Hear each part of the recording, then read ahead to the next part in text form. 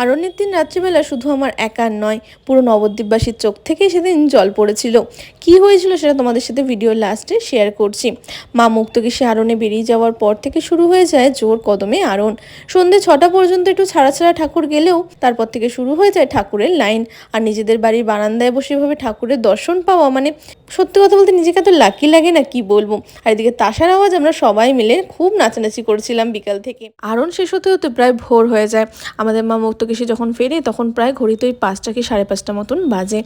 যাই হোক, আজকে কি হয়েছে জানো, আমাদের সবার প্রিয় বড়শ্যামা মাকে যখন আরণে নিয়ে বেরোনো হয়, মায়ের একটা জায়গাতে আমাদের বাড়ি থেকে কিছুটা আগেই একটা গাছের সাথে ধাক্কা লাগে। সেই গাছের ডাল ভেঙে পড়ে ট্রান্সফরমারে, সেখান থেকে ট্রান্সফরমার বাস্ট করে প্রথমে মায়ের চালিতে, তারপরে মায়ের চুলে আগুন লেগে যায়। কিছু মিনিটের মধ্যে মা পুরো দাউ দাউ করে চলে যায়। আর সেই ছবি ভিডিও অনেকেই ফেসবুকে শেয়ার করছে, তাদের কাছে হাত জোর করে অনুরোধ করছে না সেগুলো ডিলিট করে দেয়। মা পরের পূর্ণিমায় আবার আসছে, সেই দিনটার জন্য অধীর আগ্রহে ওয়েট করছি।